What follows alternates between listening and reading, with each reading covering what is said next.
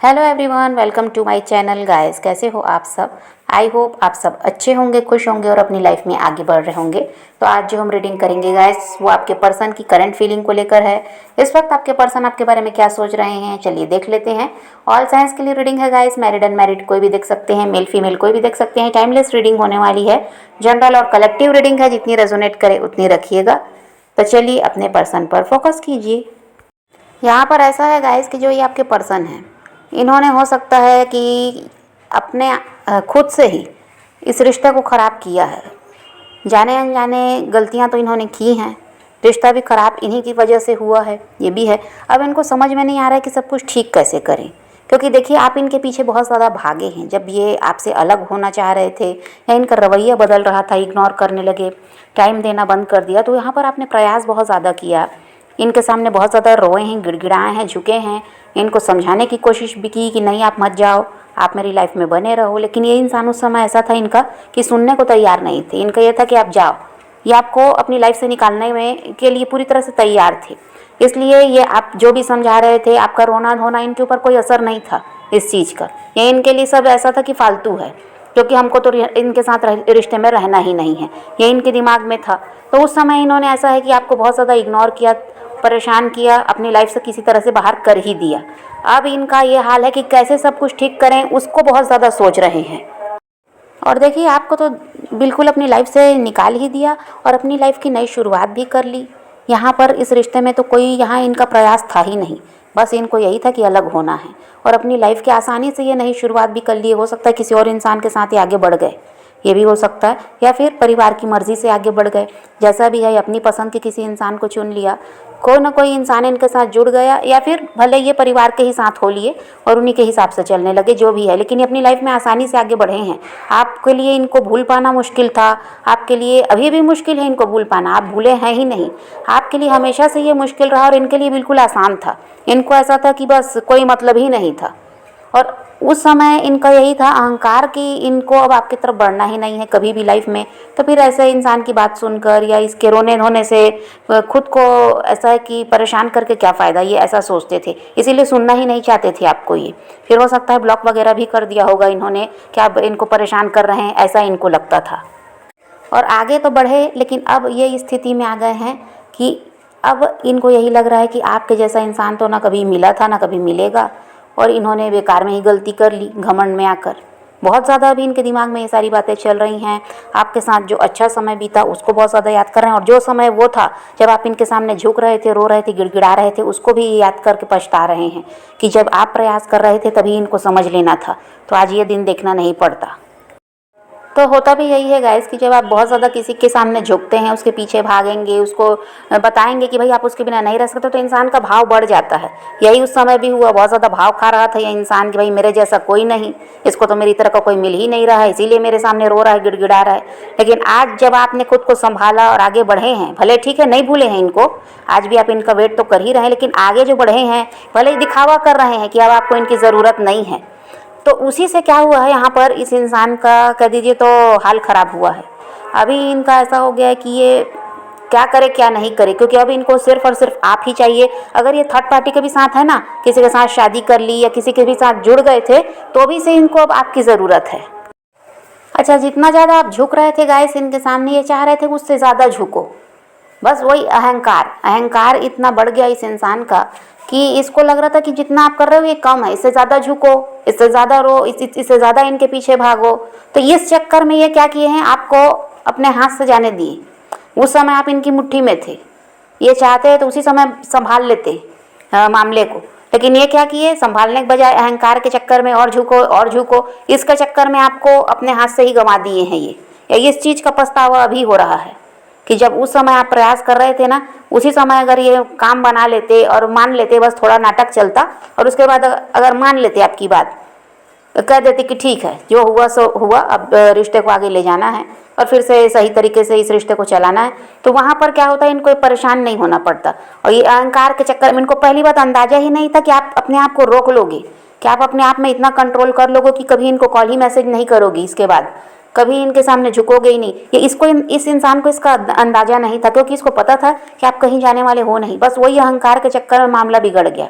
और आपने भी फिर वही है, अचानक खुद को रोका है, कॉल मैसेज करना बंद किया, अपनी तरफ से प्रयास करना बंद किया। अब इस इंसान को डर लग रहा है कि ये आपको कहीं खो ना दे, कहीं आप अपनी लाइफ में आगे तो नहीं बढ़ गए हो इसको छोड़कर, या फिर इसके हाथ से ना निकल जाओ पूरी तरह से। अब ये डर इसके अंदर में आया है। इनको ये भी लगा था गाइस कि बस कुछ दिन का है, अगर आप रुक भी गए हैं, बातचीत कॉल मैसेज बंद भी कर दिया, तो कुछ ही दिन का है, फिर तो आप रह नहीं पाओगे और फिर वापस आपको आना है, फिर आप वही काम करोगे, रोगे, गिड़गिड़ाओगे, इनको मनाओगे। बस इस चक्कर में क्या हुआ, ये इंसान ने खुद ही सब कुछ बर्बाद कर लिया। और ये इंसान ऐसा है गाइस कि आपसे प्यार तो करते हैं, लेकिन ये उस चीज़ को कभी बताए भी नहीं, आपको बताना नहीं चाहते। और अभी तो प्यार और ज़्यादा बढ़ गया जब आपसे दूरियां बढ़ी हैं। तो अब इनका ऐसा हाल है कि किसी तरह से आप इनकी लाइफ में वापस आ जाओ, अब ये ऐसा चाहते हैं। अभी उनको वो सब याद आ रहा है जब आप इतना ज़्यादा प्यार देते थे इनको, कैसे इनकी केयर करते थे, हर समय इनका ध्यान रखना, इनको खुश रखना, बस यही आपका काम बन गया था और कोई काम था ही नहीं आपके पास। अब उसी सब चीज़ को याद कर रहे हैं कि कोई इंसान इतना ज़्यादा कैसे किसी के लिए कर सकता है कि हर समय उसको संभाल रहा है, उसके सुख दुख को समझ रहा है, उसका ध्यान रख रहा है। कोई ऐसा करने वाला मिलता ही नहीं है। और आप ऐसे ही इंसान इनको मिले थे जिसकी कदर ये नहीं किए, और अब आपका प्यार इनको याद आ रहा है। जिस तरह से आप इनको संभालते थे, इनका ध्यान रखते थे, वो सब कुछ अब इनको याद आ रहा है जब आपके जैसा कोई है ही नहीं लाइफ में। और आपने भी गाइस खुद को भूलकर ज़रूरत से ज़्यादा इनके लिए किया है।